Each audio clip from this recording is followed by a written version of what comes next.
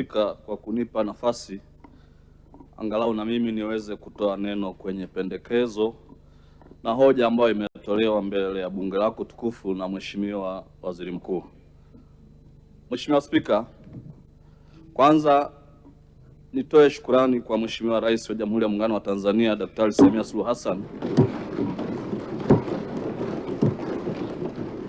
kwa kuendelea kutoa uongozi kwa taifa letu, lakini kwa kuendelea kuwaamini Watanzania mbalimbali katika nafasi, na kwa kipekee nafasi ambayo tunahitaji hapa ni pendekezo la makamu wa rais mteule wa Jamhuri ya Muungano wa Tanzania, ndugu yetu Deogratias John Pancras Ndejembi.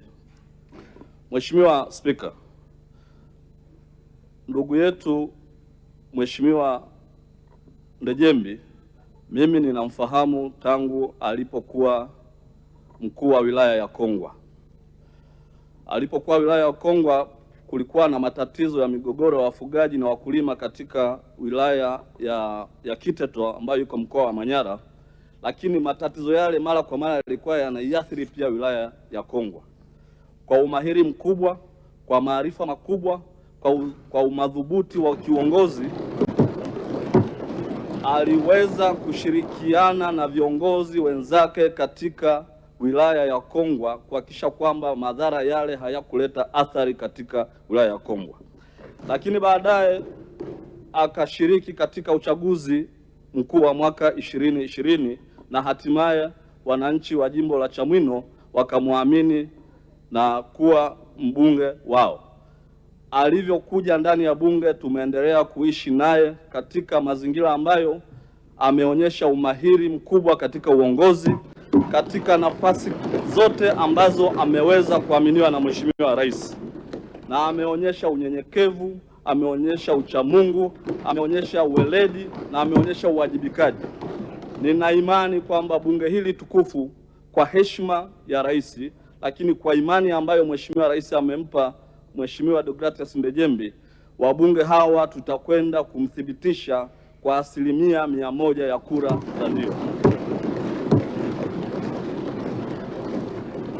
Lakini Mheshimiwa Spika, kama tunavyofahamu, kwa mujibu wa maandiko, mke mwema anatoka kwa Mungu, lakini mke bora kwa hapa Tanzania anatoka Tanga.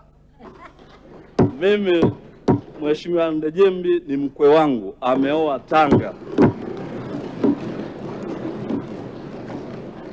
Wakati tunafungua ile barua, wakati wanakuja kuomba maombi ya kuwapatia mke, na mimi kugundua kwamba huyu amelelewa vizuri kwa maadili ya Chama cha Mapinduzi, akiwa katika nafasi ya mjumbe wa baraza la umoja wa vijana, basi nikawasihi wazee wenzangu kule nyumbani kwamba mtoto wetu atakuwa katika mikono salama.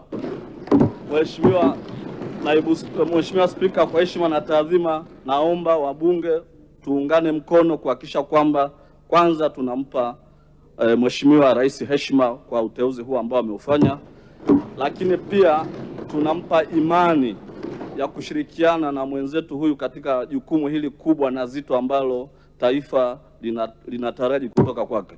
Mheshimiwa Spika, naunga mkono hoja. Asante. Mheshimiwa Msukuma.